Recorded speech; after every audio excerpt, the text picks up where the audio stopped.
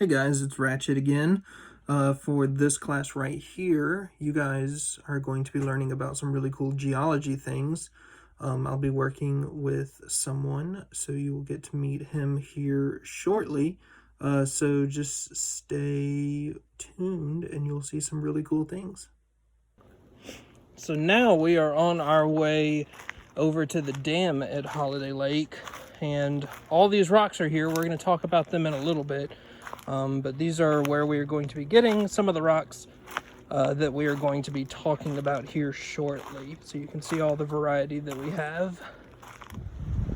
Here's another section of the trail that we're hiking on, and you can see right here the trail is consisting of a bunch of the same types of rocks.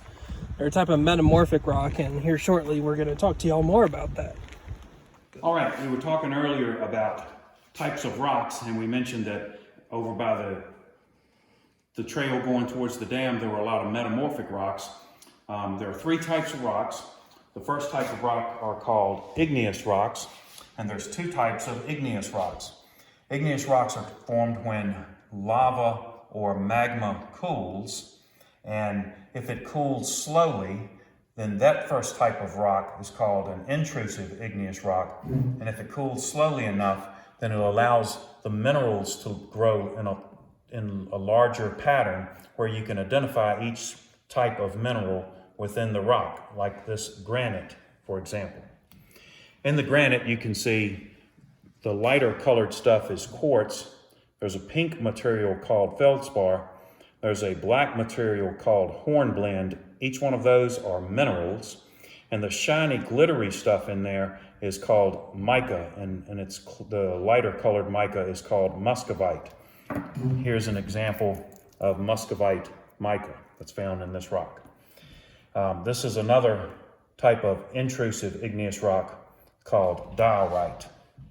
The three that are extrusive cooled off very quickly from lava escaping from a volcano or in a underwater where maybe there's continents separating and magma coming up and cooling when it hits the ocean water, and it cools very quickly and it does not allow for mineral formation.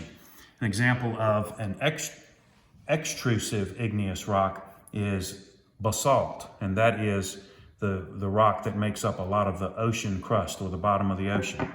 These two are volcanic rocks that came out of a volcano quickly and cooled off quickly. This first one is pumice, which is full of gas holes where gas escaped from the rock, and it's made it very porous and also very lightweight so that it'll even float in water. That's called pumice. And of course, this one here is called obsidian or volcanic glass. It cooled so quickly, no minerals could be seen inside. And it is used in making arrowheads by Native Americans, and also spear points and knives and so forth, because it is very, very sharp. The next type of rock are called sedimentary rocks. Sedimentary rocks are formed from the sediments of other rocks during the process of weathering and erosion.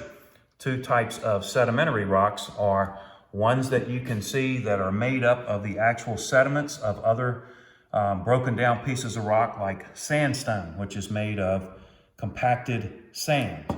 This one here is called conglomerate. It's made of small pebbles that were cemented together to make a rock called conglomerate. This one is called coquina, which is a sedimentary rock made of tiny seashells that are compacted together. You might find this rock down at the beach. And this rock here is shale, S-H-A-L-E, not shell, but shale. It is compacted mud, the sediment mud that it can be in various colors. In this case here, it is dark black from a black substance, that mineral that was in the mud, and it got compacted into a rock called shale. And this one here is limestone, typical rock that is used to in a lot of construction and so forth. And this one here is gypsum, also like the mineral gypsum that's used in making drywall or sheetrock, and back in the old days was used to make chalk for blackboards. The final type of rock is called metamorphic rock. And metamorphic rocks have to be formed from great pressure or heat, or both, a combination of both heat and pressure. And what that does to metamorphic rocks is it makes them realign the minerals that are found inside of them, and it also makes them much more dense or compacted and heavier because it is you've compressed a lot more material into a smaller area. This first one is granite gneiss, and that is spelled Gneiss, but pronounced like have a nice day. So that is granite gneiss. This rock and this is its parent rock, plain granite, under a lot of heat and pressure, realigns the minerals and so forth to make granite gneiss. This rock here is just plain gneiss. It is missing the pink mineral, and it would be, the parent rock would be like this rock right here, this igneous rock diorite. You can see the two together, the same minerals, just in a different form. So the two types of metamorphic rocks are those that show lines or layers, and those are called foliated metamorphic, and those that do not, don't show lines, like this one here, which is non-foliated. Another type of metamorphic rock, or another example of a metamorphic rock, is slate.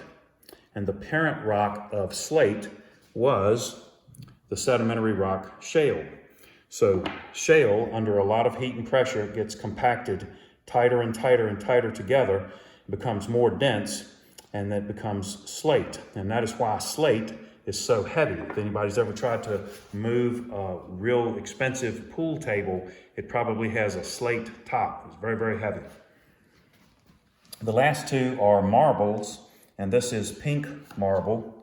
Of course, this one is white marble, and their parent rocks were limestone, a limestone that had some pink in it, or a limestone that was mainly white. All right, so in this demonstration, we'll talk about how folded mountains are formed, and I have three pieces of foam. And if you have, say, the European crustal plate and the North American crustal plate colliding together, it would form folded mountains, as this would demonstrate. And in a folded mountain, you have the top part is called an anticline. The bottom part down here would be a syncline, or syncline, Syncline. And the way you can keep that straight is sync is something that sinks, so a syncline is the bottom, like it sinks to the bottom, and anti, meaning opposite. Anti is the top, is called fault block mountains. And there'd be like the mountains that are out west, such as the Grand Teton Mountains. And in that case, what you have are large crustal plates that separate, causing a block of land or landmass to sink some, and that is called a normal fault. And in this type of case, if you had the river flowing from this direction to that direction, this river that's in white on top, then you might have created a waterfall. And then when it reaches this end over here, this can't go uphill, so it's just going to end, or it's going to break off and turn a different direction with the water level.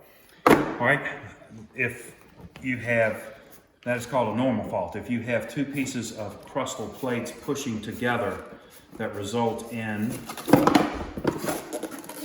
a block of land being forced upwards, that is called a thrust fault. And that's where a large block of land is forced or pushed upwards by plates that are pushing together. And a third type of fault mountain or landform is a lateral fault. And in a lateral fault, it is a side-to-side movement. Sometimes this is called a strike-slip fault. The best example of lateral movement like this in crustal plates is the San Andreas Fault out in California.